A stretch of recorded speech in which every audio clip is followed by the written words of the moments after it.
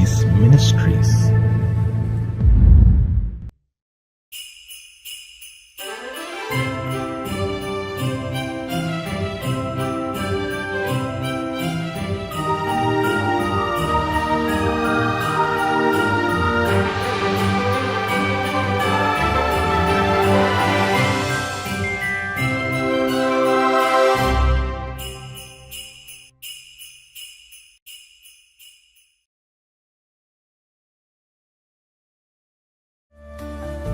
நன்மையான எந்த ஈவும் பூரணமான எந்த வரமும் பரத்திலிருந்து உண்டாகி ஜோதிகளின் பிதாவினிடத்திலிருந்து இறங்கி வருகிறது.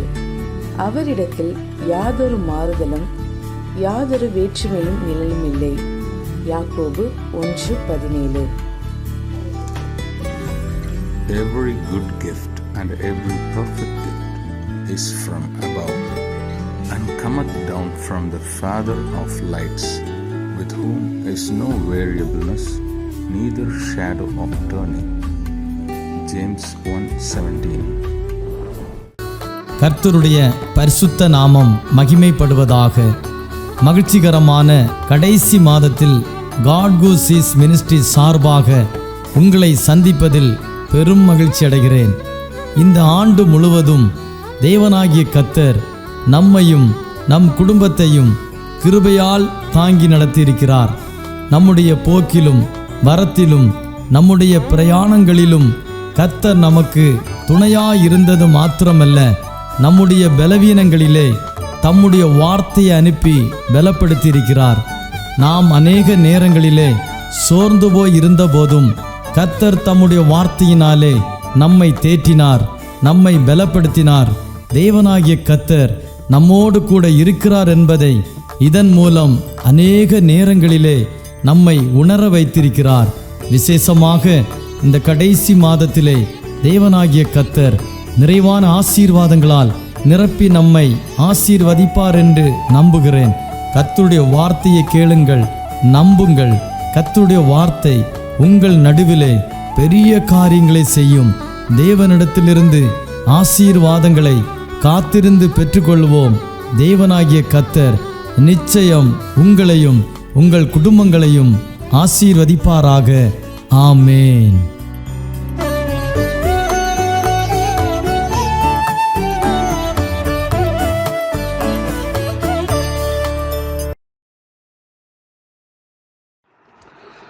ദൈവത്തിൻ്റെ അതിപരിശുദ്ധമായ നാമം വാഴ്ത്തപ്പെടുമാറാകട്ടെ. വീണ്ടും ഒരിക്കൽ കൂടി ഈ 16-ാം തീയതി, ഈ മാസത്തിൻ്റെ അവസാനത്തെ 16-ാം തീയതി നമുക്ക് ദൈവസന്നിധിയിൽ ഒരുമിച്ച് കൂടി വരുവാൻ ദൈവം കൃപ നൽകിയതിനെ ഓർത്ത് ഞാൻ ദൈവത്തെ സ്തുതിക്കുന്നു. ഗോഡ് ഹൂ സീസ് മിനിസ്ട്രിയെയും അതിന് നേതൃത്വം കൊടുക്കുന്ന തോമസ് സാറിനെയും തൻ്റെ ടീം അംഗങ്ങളെയും എല്ലാം ദൈവം ധാരാളമായി മാനിക്കുകയും അനുഗ്രഹിക്കുകയും ചെയ്യട്ടെ. കഴിഞ്ഞൊരു വർഷം മുഴുവനും ദൈവം നമുക്ക് നല്ലവനും വല്ലഭനുമായി തീർന്നു. നമ്മുടെ എല്ലാ ആവശ്യങ്ങളുടെ മേലും ഇടപെട്ട ദൈവത്തെ നമുക്ക് ഇന്ന് രാത്രി നമുക്ക് ഈ പ്രഭാതത്തിൽ നമുക്ക് സ്തുതിച്ച് മഹത്വപ്പെടുത്തുവാൻ ഇടയായി തീരട്ടെ. ദൈവത്തിൻ്റെ കരങ്ങളിലേക്ക് നമുക്ക് സമർപ്പിക്കാം. കഴിഞ്ഞ ഒരു വർഷം മുഴുവനും ദൈവം നടത്തിയതുപോലെ അതിനേക്കാൾ ഉപരിയായി ശ്രേഷ്ഠമായി ഈ വരുന്ന വർഷവും ദൈവത്തിൻ്റെ കരം നമ്മോട് കൂടെ ഇരിപ്പാൻ നമുക്ക് ഏൽപ്പിച്ചു കൊടുക്കാം. ഈ വർഷത്തിൻ്റെ അവസാന നിമിഷം നമ്മുടെ ജീവിതത്തിൽ വന്ന എല്ലാ കുറവുകളും കുറ്റങ്ങളും ഏറ്റുപറഞ്ഞ് ഉപേക്ഷിച്ച് ദൈവസന്നിധിയിൽ വിശ്വസതയോടെ നിലനിൽക്കുവാൻ ദൈവം നമുക്ക് കൃപ നൽകണം. പുതിയൊരു വർഷം അനുഗ്രഹത്തിൻ്റെ ഒരു വർഷമായി തീരുവാൻ ഇടയായി തീരണം. ഏതാനും ദിവസങ്ങൾ കഴിഞ്ഞാൽ പുതിയൊരു വർഷത്തിലേക്ക് നമ്മൾ പ്രവേശിക്കുകയാണ്. ആകയാൽ ദൈവകരങ്ങളിലേക്ക് നമുക്ക് ഏൽപ്പിച്ചു കൊടുത്തുകൊണ്ട് നമുക്ക് ദൈവസന്നിധിയിലായിരിക്കാം. ഇന്ന് ഈ പ്രഭാതത്തിലെ ചിന്തയ്ക്കായി ഞാനൊരു വാക്യം വായിക്കാൻ താല്പര്യപ്പെടുന്നത് എസ്രയുടെ പുസ്തകം 10-ാം അധ്യായം 4-ാമത്തെ വാക്യം ആണ്. അതിപ്രകാരമാണ് എഴുതിയിരിക്കുന്നത്. എസ്രയുടെ പുസ്തകം 10-ാം അധ്യായം 4-ാമത്തെ വാക്യം. എഴുന്നേൽക്ക, ഇത് നീ നിർവഹിക്കേണ്ടുന്ന കാര്യമാകുന്നു. ഞങ്ങൾ നിനക്ക് തുണയായിരിക്കും, ധൈര്യപ്പെട്ട് പ്രവർത്തിക്കാം. എഴുന്നേൽക്കുക, ഇത് നീ നിർവഹിക്കേണ്ട കാര്യമാകുന്നു. ഞങ്ങൾ നിനക്ക് തുണയായിരിക്കും, ധൈര്യപ്പെട്ട് പ്രവർത്തിക്കുക. ഇതാണ് ഇന്ന് പകൽ നമ്മൾ വായിപ്പാൻ ഇടയായി തീർന്നിരിക്കുന്ന വചനം. ദൈവത്തിന് സ്തോത്രം. ഈ വചനം നമ്മെ പഠിപ്പിക്കുന്നത് എസ്രാ പുരോഹിതനോട് തൻ്റെ പ്രവാസത്തിൽ നിന്നും മടങ്ങി വന്നതിന് ശേഷം എസ്രാ പുരോഹിതനോട് അവരുടെ ജനങ്ങളുടെ അധിപന്മാർ ദൈവാലയ ജനങ്ങളുടെ അധിപന്മാർ, മടങ്ങി വന്ന ഇസ്രായേൽ ജനങ്ങളുടെ നേതാക്കന്മാരായിരിക്കുന്നവർ ആ പുരോഹിതനോട് പറയുന്ന വാക്കുകളാണ്, തന്നെ ബലപ്പെടുത്തുന്ന വാക്കുകളാണ്. താൻ വളരെ നിരാശനായി എന്ത് ചെയ്യണമെന്നറിയാതെ നിൽക്കുമ്പോൾ എസ്രയുടെ നിയോഗത്തെക്കുറിച്ച് അവർക്ക് ബോധ്യം വന്നിട്ട് അവർ പറയുകയാണ്, എഴുന്നേൽക്കുക, ഇത് നീ നിർവഹിക്കേണ്ട കാര്യമാണ്, ഈ കാര്യങ്ങളൊക്കെ നീ നിർവഹിക്കണം, അതുകൊണ്ട് നീ തളർന്നിരിക്കാനല്ല, എഴുന്നേൽക്കുക, ഞങ്ങൾ നിനക്ക് തുണയായിരിക്കും. സ്തോത്രം. ഇസ്രായേൽ മൂപ്പന്മാർ പറയുന്നു, ഞങ്ങൾ നിനക്ക് തുണയായിരിക്കും. വീണ്ടും പറയുന്നു, ധൈര്യപ്പെട്ട് പ്രവർത്തിക്കുക. Praise the Lord.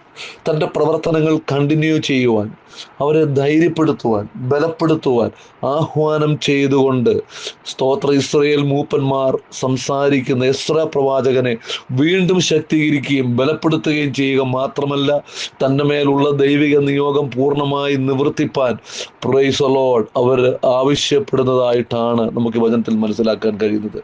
എസ്രയുടെ മേലുള്ള നിയോഗം എന്താണ്? ആ നിയോഗം നീ തന്നെ നിവർത്തിക്കണം. ദൈവത്തിൻ്റെ ഹിതം എന്താണ്? അത് നീ തന്നെ നിവർത്തിക്കണം എന്നാണ് സ്തോത്രം ഇസ്രായേലി മൂപ്പന്മാർ എസ്രായോട് പറയുന്നത്. നമ്മൾ ഇതിൻ്റെ പശ്ചാത്തലം വായിച്ചാൽ 10:1 മുതൽ വായിച്ചാൽ നമുക്ക് കാണാൻ കഴിയുന്നത് ഇങ്ങനെയാണ്. എസ്ര ഇങ്ങനെ ദേവാലയത്തിന് മുമ്പിൽ വീണ് കിടന്ന് കരഞ്ഞു പ്രാർത്ഥിക്കുകയും ഏറ്റുപറയുകയും ചെയ്തപ്പോൾ പുരുഷന്മാരും സ്ത്രീകളും പൈതങ്ങളുമായി ഇസ്രായേലിയരുടെ ഏറ്റവും വലിയൊരു സഭ അവൻ്റെ അടുക്കൽ വന്നുകൂടി.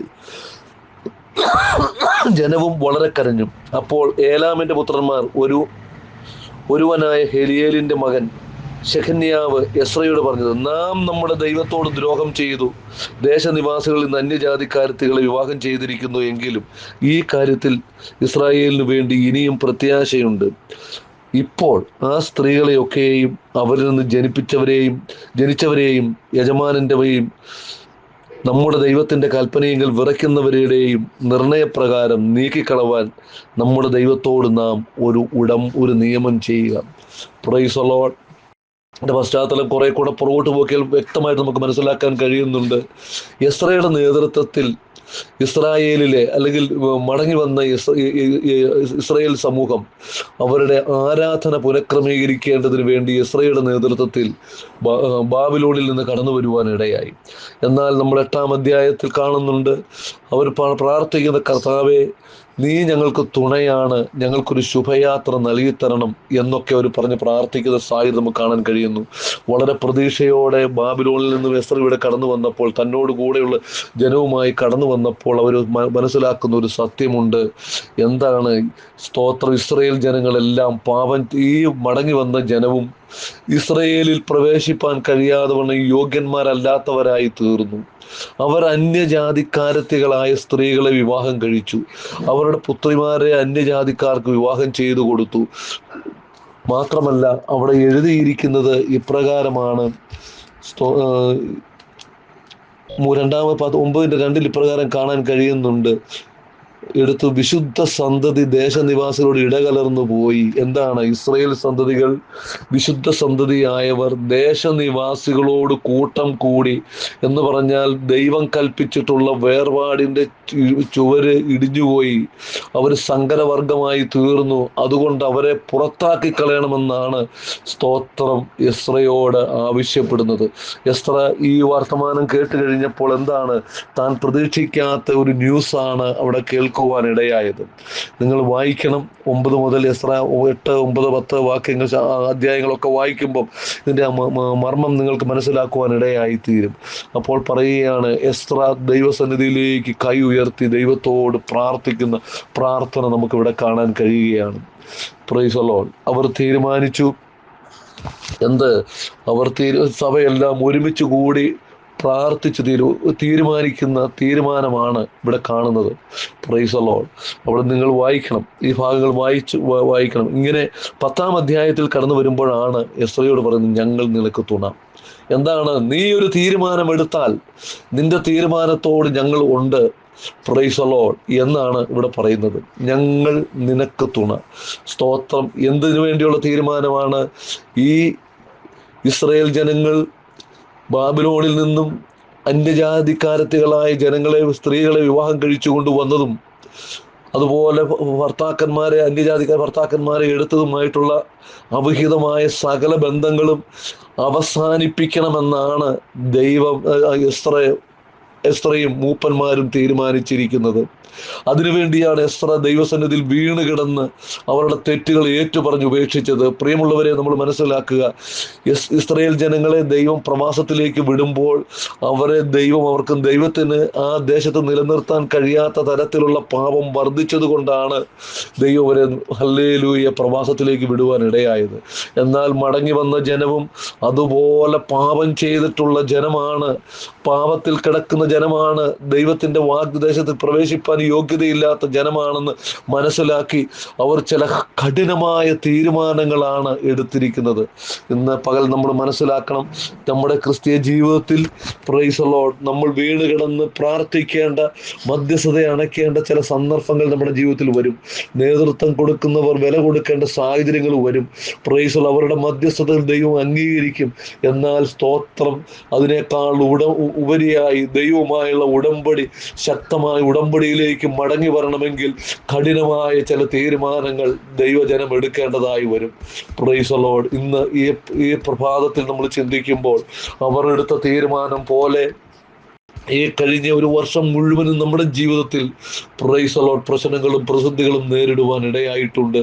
സ്തോത്രം, ഇന്ന് ദൈവത്തെയും നമ്മളെയും തമ്മിൽ ഭിന്നിപ്പിക്കുന്ന എന്തെങ്കിലും പ്രശ്നങ്ങൾ നമ്മുടെ ജീവിതത്തിൽ അന്യജാതിക്കാരികളെ നമ്മൾ സ്വീകരിച്ചിട്ടില്ല എന്നത് വസ്തുത തന്നെയാണ്. എന്നാൽ അതിന് തത്തുല്യമായി ദൈവരാജ്യത്തിന് പ്രവേശിക്കുന്നതിന് തടസ്സമായി, സ്വർഗത്തിൽ പോകുന്നതിന് തടസ്സമായി നമ്മുടെ ജീവിതത്തിൽ എന്തെങ്കിലും കുറവുകളോ കുറ്റങ്ങളോ ബലഹീനതകളോ ഉണ്ടെങ്കിൽ അവ ദൈവസന്നിധിയിൽ ഹല്ലേലൂയ ഇന്ന് പകൽക്കാലം ഏറ്റുപറഞ്ഞ് ഉപേക്ഷിച്ച് ഒരു വിശുദ്ധ ജീവിതത്തോടെ, പുതിയ ജീവിതത്തോടെ ദൈവസന്നിധിയിൽ പ്രവേശിപ്പാൻ ഇടയായി തീരണമെന്ന് ഞാൻ പ്രത്യേകം ഓർമ്മിപ്പിക്കുകയാണ്.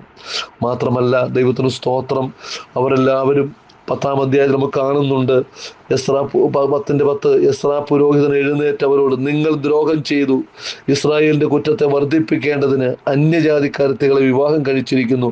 ആകയാൽ ഇപ്പോൾ നിങ്ങൾ നിങ്ങളുടെ പിതാക്കന്മാരുടെ ദൈവമായ യഹോവയുടെ പാപം ഏറ്റുപറയുകയും അവന്റെ ഇഷ്ടമനുസരിച്ച് ദേശനിവാസികളോടും അന്യജാതിക്കാരത്തികളോടും വേർപെടുകയും ചെയ്യുവിൻ എന്ന് എസ്ര പറയുവാനിടയായി. നെഹമ്യാവിന്റെ പുസ്തകത്തിന്റെ അവസാന ഭാഗങ്ങളിൽ നമുക്ക് ഇതേ കാര്യം തന്നെ വായിച്ചാൽ മനസ്സിലാക്കാൻ കഴിയുന്നതാണ്. പ്രൈസ് ദി ലോർഡ്, നെഹമ്യാവും വളരെ വേദനപ്പെട്ടു. ഇസ്രായേൽ ജനങ്ങൾ അന്യജാതിക്കാരത്തികളായ ജനങ്ങളുമായി ബന്ധപ്പെട്ട് സ്തോത്രം വലിയ പാപത്തിലേക്ക് ആയിപ്പോയി എന്ന് നമുക്കിവിടെ കാണാൻ കഴിയുന്നുണ്ട്.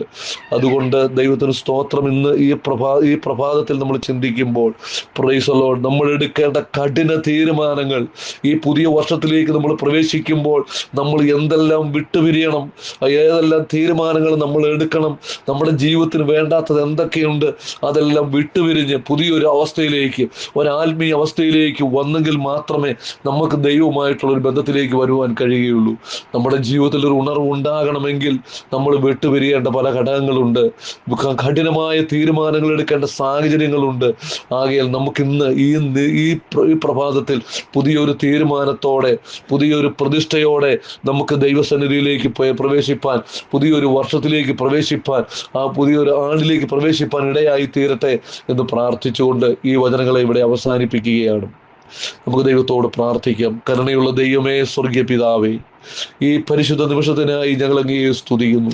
ഞങ്ങൾ ഇന്ന് എസ്രയുടെ പുസ്തകത്തിൽ നിന്നുള്ള വചനം കേട്ടതുപോലെ കർത്താവേ സ്തോത്രം, ദൈവസന്നിധിയിൽ ഉറച്ച ചില തീരുമാനങ്ങൾ എടുക്കുവാൻ, പുതിയ വർഷത്തിലേക്ക് ഞങ്ങൾ പ്രവേശിക്കുമ്പോൾ ഉറച്ച ചില നിലപാടുകൾ എടുക്കുവാൻ, തീരുമാനങ്ങൾ എടുക്കുവാൻ, ദൈവസന്നിധിയിൽ മടങ്ങി വരുവാൻ ഞങ്ങൾ കൃപ നൽകേണ്ടതിന് ഈ നിമിഷം തൃക്കരങ്ങളിലേക്ക് ഏൽപ്പിച്ചു തരികയാണ്. കർത്താവേ, ഞങ്ങളെ അനുഗ്രഹിക്കണമെന്ന് പ്രാർത്ഥിക്കുന്നു. പുതിയൊരു വർഷം ഏറ്റവും ശ്രേഷ്ഠതയുള്ള ഒരു വർഷമായി തീരുവാൻ ഞങ്ങൾ കൃപ നൽകണം. അനുഗ്രഹത്തിന്റെ ഒരു വർഷമായി തീരുവാൻ കൃപ നൽകണം. ഞങ്ങൾ എടുക്കേണ്ട തീരുമാനം കൃത്യമായി എടുക്കുവാൻ ഞങ്ങൾ കൃപ നൽകണം. ദൈവം ഞങ്ങളെ അനുഗ്രഹിക്കണം. കർത്താവെ, അതിന് നേതൃത്വം കൊടുക്കുന്ന തോമസ് സാറിനെയും തന്റെ ടീമുകളെ എല്ലാവരെയും അനുഗ്രഹിക്കണമേ. എല്ലാ പ്രിയപ്പെട്ടവരെയും ദൈവം അനുഗ്രഹിക്കും. കേൾക്കുന്ന എല്ലാവരെയും ദൈവം അനുഗ്രഹിക്കണമേ. തിരുക്കരത്തിലേക്ക് ഏൽപ്പിച്ചു തരുന്നു യേശു ക്രിസ്തുവിന്റെ വിലയേറിയ നാമത്തിൽ തന്നെ. ആമേൻ. നമ്മെ വഴി നടത്തും യേശു എന്നും നാമമേ, എൻ ആത്മാവിൻ ഗീതമേ. യേശു എന്നും നാമമേ, എൻ ആത്മാവിൻ ഗീതമേ.